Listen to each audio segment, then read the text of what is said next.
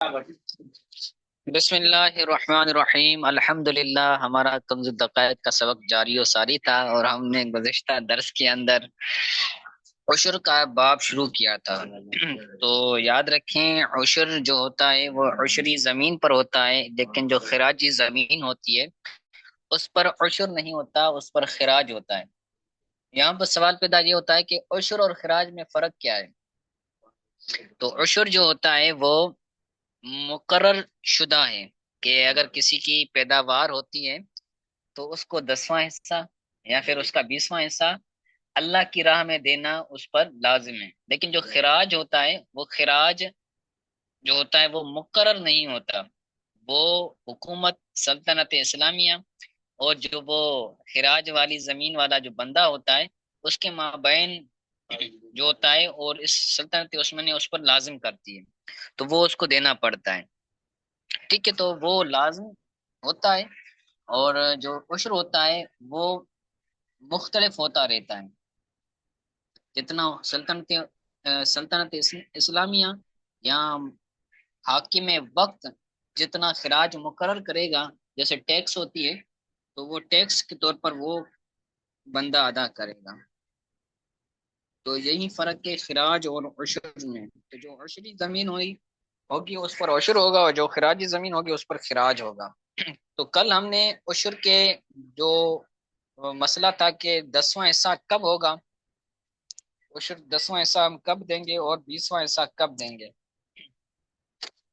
تو جو آسمانی پانی سے، یعنی جو بارش وغیرہ کا پانی ہے، یا پھر سیلاب کا پانی ہے، یا پھر دریا کا، سمندر کا پانی ہے، اس سے سیراب ہوتی ہے زمین، پھر پیداوار ہوتی ہے، تو اس سے 10واں حصہ لیا جائے گا۔ اور اگر اپنا موٹر چلا کے، مشین چلا کے اگر سیراب کیا جا رہا ہے تو پھر اس کو 20واں حصہ دینا پڑے گا۔ ٹھیک ہے، تو یہ کل مختصر مگر جامع سبق پڑھا تھا۔ آگے پڑھتے ہیں، کہتے ہیں ولا ترفع المعن، ولا ترفع المعن۔ تو یہاں پر یہ جو معن ہے، معن کا مطلب ہوتا ہے خرچہ۔ تو جو عشر ہوگا تو وہ عشر خرچ نکال کر نہیں ہوگا۔ مثلا کسی زمین میں جو پیداوار ہوئی ہے وہ 100 من ہوئی ہے، تو اس میں خرچ 10 من کا آیا ہے، تو اب اس 10 من کو نکال کر جو 90 من بچے ہیں تو ان کا عشر نکالا جائے، تو ایسا نہیں ہے۔ جو عشر نکالا جائے گا وہ ٹوٹل پیداوار کا عشر نکالا جائے گا، خرچ بھی اس کے اندر داخل ہوگا، اس کو خارج کر کے، اس کو نکال کر جو ہے وہ پھر حساب نہیں کریں گے۔ وہ مزدوروں کی جو مزدوری ہوگی، جو خرچ ہوگا، اس تمام کو شامل کر کے پھر جو ہے وہ عشر نکالا جائے گا۔ ان کو خارج کر کے، ان کو نکال کر، خرچہ وغیرہ نکال کر، اس کے بعد جو ہے وہ عشر نہیں دیا جائے گا۔ ٹھیک ہے، تو ولا ترفع المعن، خرچے کو رفع نہیں کیا جائے گا، یعنی خرچے کو، جو خرچہ ہے، جو مزدوری ہے، تو اس کو نکالا نہیں جائے گا، وہ بھی داخل ہوں گے۔ ٹھیک ہے، وَضِعْفُهُ فِي أَرْضٍ عُشْرِيَّةٍ لِتَغَلُّبِيٍّ، لِتَغَلُّبِيٍّ۔ تو یہاں پر تغلبی یہ ایک قبیلہ تھا نصارہ کا، اہل کتاب کا، عیسائیوں کا، جو روم کے اندر رہ رہا تھا، لیکن وہ عرب تھا، عربی قبیلہ تھا، عربی بولتا تھا، اور یہ روم کے اندر رہتا تھا، لیکن اس کے اندر جو تھے نا، تو وہ غیر مسلم تھے۔ تو کہتے ہیں کہ وَضِعْفُهُ فِي أَرْضٍ عُشْرِيَّةٍ لِتَغَلُّبِيٍّ، کہ جو تغلبی قبیلہ ہے تو اس سے عشری زمین میں دگنا لیا جائے گا۔ یعنی اگر عام مسلمان سے 10واں حصہ لیا جا رہا ہے تو ان سے عشر کے طور پر جو ہے وہ 5واں حصہ لیا جائے گا۔ ٹھیک ہے، ان اسلم، اگرچہ اسلام لے آئے، یعنی اگر تغلبی تھے، پہلے نصارہ تھے، نصارہ ہونے کے بعد وہ پھر کیا ہوئے، مسلمان ہو گئے تو پھر بھی ان سے وہی دوگنا لیا جائے گا، 20واں حصہ لیا جائے گا۔ مسلمان ہو جانے کی وجہ سے کیا ہوگا، ان کا کم نہیں ہوگا، اگرچہ مسلمان ہو جائیں لیکن پھر بھی ان سے دگنا ہی لیا جائے گا۔ او اتباعہا منہ المسلم، یا پھر ان میں سے کسی نے مسلمان کی اتباع کی، یعنی ان میں سے کوئی مسلمان ان کے قبیلے میں شامل ہو گیا تو پھر ان سے بھی کیا ہوگا، دگنا لیا جائے گا۔ او ذمی، یا پھر ذمی کافر نے ان کی متابعت کی تو پھر اس ذمی سے بھی کیا ہوگا، دگنا لیا جائے گا، یعنی 5واں حصہ لیا جائے گا۔ ٹھیک ہے، 10ویں حصے کا دگنا کیا ہوگا، 5واں حصہ۔ تو یہاں پر یہ ہو گیا۔ آگے کہتے ہیں وَخِرَاجٌ إِنْ اشترى ذِمِّيٌّ أَرْضًا عُشْرِيَّةً مِّن مُسْلِمٍ، اگر کوئی بندہ ذمی کافر ہے تو ذمی کافر نے اگر مسلمان سے عشری زمین لی، مسلمان کے پاس عشر والی زمین تھی، تو اب اس عشری زمین کو کافر نے لیا، ذمی کافر نے لیا، تو پھر اب اس ذمی کافر سے عشر نہیں لیں گے بلکہ خراج لیں گے، کیونکہ عشر یہ عبادت ہے، اس میں ثواب ملتا ہے، اور کافر عبادت کا ثواب کا مستحق نہیں ہے، تو لہٰذا اس سے خراج لیا جائے گا، جو کہ بطور ٹیکس کے ہے، بطور جزیہ کے ہے۔ وخراج، اور خراج لازم ہوگا، ان اشترا ذمی ارضا عشریۃ من مسلم، اگر ذمی کافر مسلمان سے عشری زمین دے تو بھی اس پر خراج لازم ہوگا۔ سمجھ رہے ہیں؟ تو یہ دوسرا مسئلہ ہو گیا، بلکہ تیسرا مسئلہ ہو گیا۔ آگے کہتے ہیں وعشر ان اخذها منه مسلم بشفعۃ، ایک بندہ تھا جس کے پاس، ایک ذمی کافر تھا جس کے پاس خراج والی زمین تھی، ایک ذمی کافر تھا، ذمی کافر کے پاس خراج والی زمین تھی، مسلمان نے اس ذمی کافر سے شفا کے طور پر، شفا یہ حق کے شفا پڑوس کا حق ہوتا ہے، جس کو آپ آگے ہدایہ کے اندر، ہدایہ کے 4 جلد کے اندر تفصیل کے ساتھ ملاحظہ کریں گے، تو یعنی پڑوس ہونے کی وجہ سے، پڑوسی ہونے کی وجہ سے اس کو حق کے شفا حاصل ہوتا ہے۔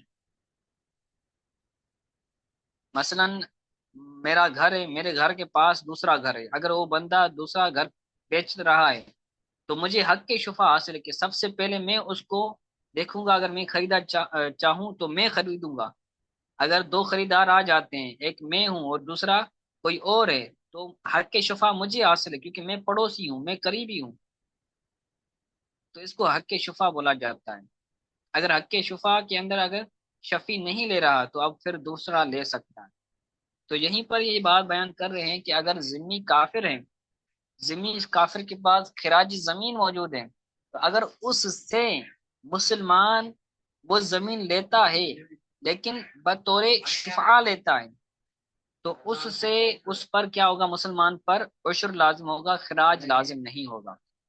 اگر شفاء کے طور پر نہیں لیتا، ایسے ہی لیتا ہے، خراج والی زمین کافر سے ایسے ہی لیتا ہے، تو اب اس مسلمان پر بھی خراج لازم ہوگا۔ عشر تب لازم ہوگا جب وہ خراجی زمین کافر سے شفے کے طور پر دے۔ ٹھیک ہے، تو یہ ہو گیا مسئلہ۔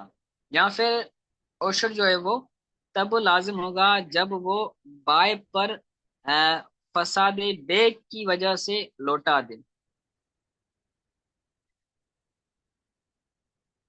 یعنی اس نے زمین لی تھی، زمین لینے کے بعد اب کیا ہوا، بے کو اس نے فاسد کر دیا، جب بے کو فاسد کر دیا تو بائع پر، یعنی جو بیچنے والا تھا اس پر وہ کیا ہو گئی، رد ہو گئی، جب رد ہو گئی تو اب اس پر خراج نہیں ہوگا، عشر ہوگا۔ ٹھیک ہے، آگے کہتے ہیں اگر مسلمان نے اپنے گھر کو باغ بنا دیا، باغیچہ بنا دیا، اور اس میں پھل و فروٹ کا لگا دیا، تو کیا اس پر عشر ہوگا؟ تو کہتے ہیں ہاں عشر ہوگا۔ وَإِن جَعَلَ مُسْلِمٌ دَارَهُ بُسْتَانًا فَمُعُونَتُهُ تَدُورُ مَعَ مَائِهِ، اگر کسی مسلمان نے اپنے گھر کو بستان یعنی باغیچہ بنایا، باغ بنایا، تو اب جو اس کی معونت ہوگی، اس کی جو حاصل ہونے والی مدد ہوگی، معونت اعانت سے ہے یعنی مدد، تو اگر اس کی مدد جو ہے وہ پانی کے ساتھ یعنی آسمانی پانی کے ساتھ ہی اس کی مدد ہوگی، تو پھر بھی اس سے کیا ہوگا، عشر لیا جائے گا۔ اگر پانی عشری پانی سے ساتھ، عشر والے پانی کے ساتھ اس بستان کی، اس باغیچے کی اگر سیرابی ہوتی ہے، آب پاشی ہوتی ہے، تو بھی اس بستان سے کیا ہوگا، عشر لیا جائے گا۔ بخلاف ذمی، برخلاف ذمی کے، کہ اگر ذمی نے اپنے گھر کو بستان بنایا، تو اب اس سے کیا ہے، وہ عشر نہیں لیا جائے گا۔ اذا جعل دارہ بستانا، جب اس ذمی کافر نے اپنے گھر کو باغیچہ بنایا، تو اس پر خراج ہوگا، اس پر عشر نہیں ہوگا۔ اگر کسی کافر نے، ذمی کافر نے اپنے گھر کو باغیچہ بنایا، اس میں پھل و فروٹ لگائے، تو اگرچہ اس کی سیرابی، اس کی آب پاشی جو ہے وہ عشری پانی سے ہوئی ہو، لیکن پھر بھی اس سے عشر نہیں لیا جائے گا، بلکہ اس سے خراج لیا جائے گا، کیونکہ کافر جو ہے وہ عشر کا حقدار نہیں ہے، کیونکہ عشر جو ہے وہ عبادت ہے، اور کافر عبادت کا اہل نہیں ہے۔ آگے کہتے ہیں وہ دارہ حرۃ، اور جو کافر کا، ذمی کافر کا گھر ہے نا، وہ آزاد ہے، یعنی اس کے گھر میں سے خراج نہیں لیں گے، اس کے گھر پر خراج نہیں لیں گے، ٹھیک ہے۔ تو اس کا جو گھر ہے وہ کعین کیرن، کیر کے چشمے کی طرح ہے۔ کیر ایک چشمہ تھا جس کے اندر پانی کے اوپر اوپر ایک کوئی مائعات میں سے ہوا کرتی تھی، تو لیکن اس کا بھی شمار پانی میں ہی ہوگا، تو وہ چشمہ کہلائے گا۔ جو چشمہ بہتا ہے زمین کے اندر، اس پر عشر نہیں لیا جاتا، تو لہذا اس کا گھر بھی اسی طرح ہے، تو اس پر بھی نہیں لیا جائے گا۔ وَنَفْتٍ فِي أَرْضِ الْعُشْرِ، نفتر بولتے ہیں چشم، نفتر بولتے ہیں وہ زمین، یعنی عشری زمین کے اندر چشمہ،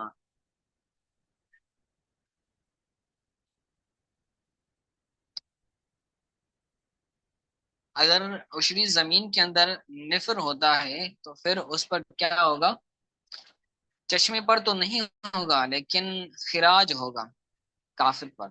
ولو فرد، ولو فی ارض خراج یجب الخراج، اگر خراجی زمین کے اندر ہو تو پھر خراج لازم ہوگا، کیونکہ جو مائعات ہے، عین بولتے ہیں، عین کیر بولتے ہیں، کیر بولتے ہیں چشمے کو، چشمے کا نام ہے، عین اور چشمہ ہے، لیکن نفتن بولتے ہیں جو مائعات، جو معدنیات زمین سے نکلتی ہیں، لیکن وہ ہو لیکوڈ کی فارمیٹ میں، جیسے پینٹرول ہے، یا پھر اسی طرح دوسری جو مائعات میں سے ہیں، تو وہ اگر نکلتی ہیں تو پھر اس پر عشر نہیں ہوگا، بلکہ اس پر رکاز کے طور پر اس کو زکوٰۃ دینا ہوگی، جس کا بحث ہم نے گزشتہ باب کے اندر پڑھا تھا۔